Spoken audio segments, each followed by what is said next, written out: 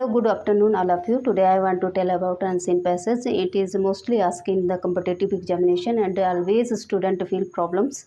So I want to tell about some tricks how to solve unseen passage.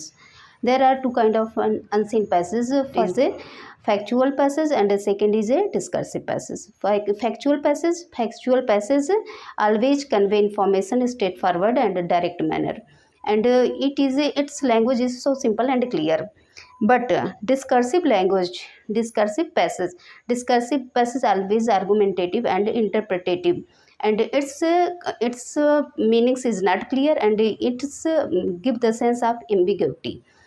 अब हम बता रहे हैं इसमें क्या है। अक्सर जो है कम्पिटिटिव एग्जाम में पूछा जाता है। आज का मैं इसको हिंदी में एक्सप्लेन कर रही हूँ कि जो है अनसीन पैसेज देने का क्या रीजन होता है। अनसीन पैसेज क्यों दिया जाता है कम्पिटिटिव एग्जाम में? To test the skill and intellectuality of the readers. ये क्या करता है, ये क्यों दिया जाता है कम्पिटिटिव एग्जाम में? क्योंकि इससे बच्चों की रीडिंग स्किल और उनकी बौद्धिकता की टेस्ट की जाती है, इसलिए अनसीन पैसेज को दिया जाता है। In every examination it is provided to test the reading skill and intellectuality of the readers. So ये दो तरह की होती है, पैसेज दो तरह के आता है।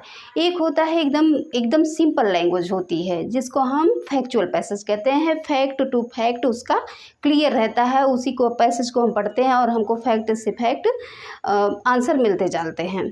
लेकिन एक टाइप का पैसेज होता है जिसमें हमको कभी भी आंसर सही से नहीं मिलता है। जैसे पोएम का हम ले लेते हैं, वो डिस्कर्सिव मैनर में रहता है। उसमें कई जो है टेक्स्ट मतलब एक ही टेक्स्ट को कई तरीके से सॉल्व किया रहता है, वेरियस टॉपिक की बात कर दी जाती है, इसलिए वो अस्पष्ट हो जाता है। उसका मीनिंग जो होता है वो अस्पष्ट हो जाता है, वो टफ हो जाती है।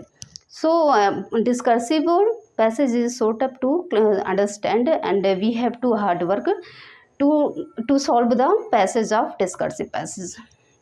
and ये हमको जब भी पेपर सॉल्व करना रहे, जब भी हमको अनसीन पैसेज सॉल्व करना रहे, कम से कम हम 1 मिनट जो है उसको खूब तेज़ी से अंडरलाइन करते हुए रीडिंग करें। हम चाहे वो जो भी एग्ज़ाम हो, अंडरलाइन करते हुए हम रीडिंग करें और उसके बाद एक बार हम अनसीन पैसेज को पूरा पढ़ लें। और 1 मिनट में, ये भी नहीं कि बहुत ज़्यादा ऐसा ना सोचें कि we can get easily answer to take reading. And next क्या है, discursive passage is a interpretative and argumentative manner.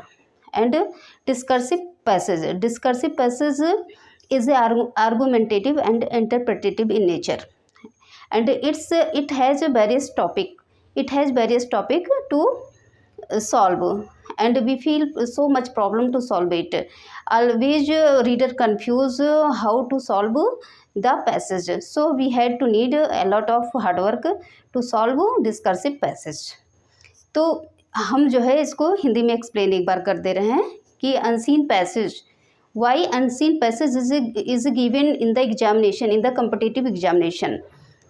Unseen passage is given in competitive examination to take test reading skill and intellectuality of the readers.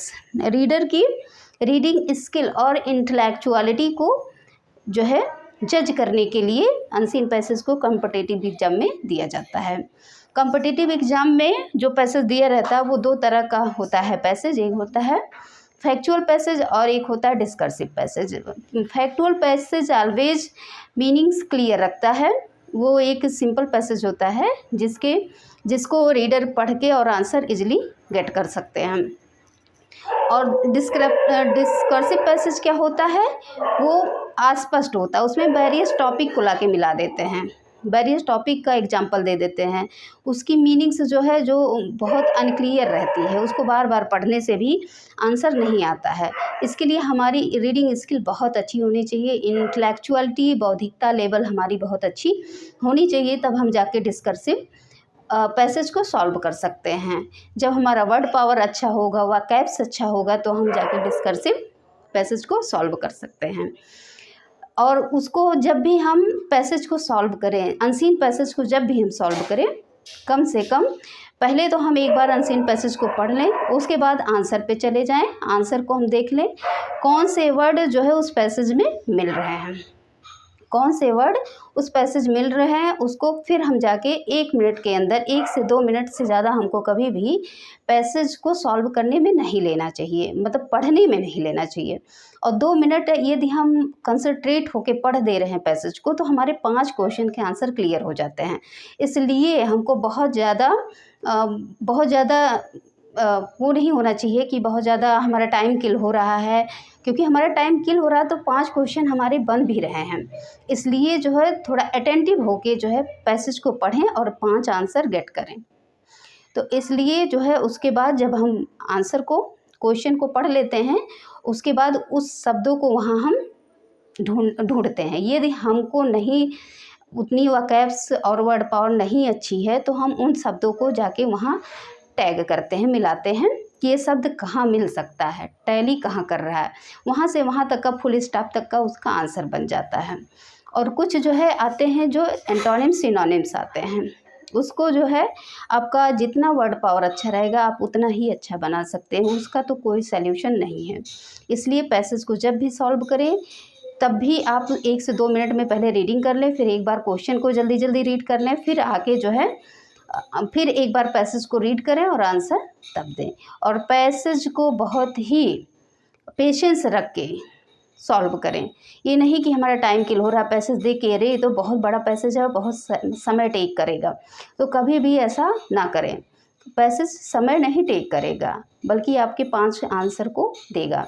So I provide one unseen passage and to tell about how to solve it. So that's